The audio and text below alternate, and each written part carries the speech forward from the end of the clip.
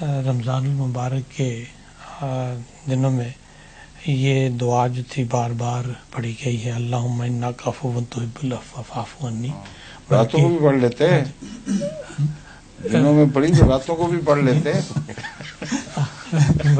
مراد یہی ہے کہ تو اس میں صرف یہ بات ہے کہ آن صلی اللہ علیہ وسلم نے فرمایا کہ جب آپ لیلۃ القدر آپ پائیں تو اس وقت اور کوئی دعا، یہ دعا جو ہے یہ پڑھا کریں، اور کوئی نہ کرو. نہیں کسی سوال کے جواب میں حضور ٹھیک ہے صلی اللہ علیہ وسلم نے فرمایا تھا.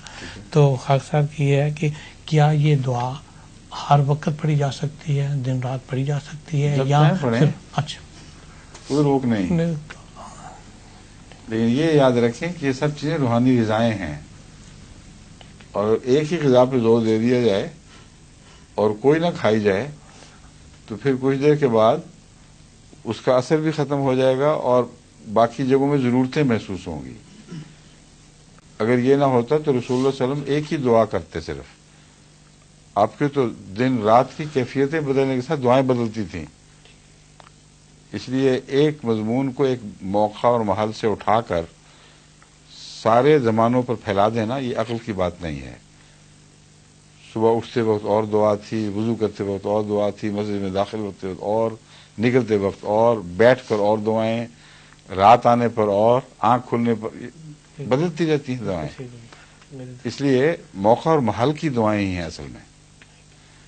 وہ جو موقع ہے وہ یہ ہے کہ لیلۃ القدر ایک ایسا وقت آیا ہے کہ پھر شاید کبھی نہ آئے، اور اس وقت پھر کیا کرے انسان گھبرا کر. ساری دعائیں اکٹھی تو ہو نہیں سکتی اس وقت. ایک ایسی مرکزی دعا دے دیں جو پھر ساری عمر ساتھ دے، لیکن باقی دعاؤں سے روکے ہی نہیں. باقی دعاؤں کی قبولیت کے لیے دروازے کھلے گی. سمجھے؟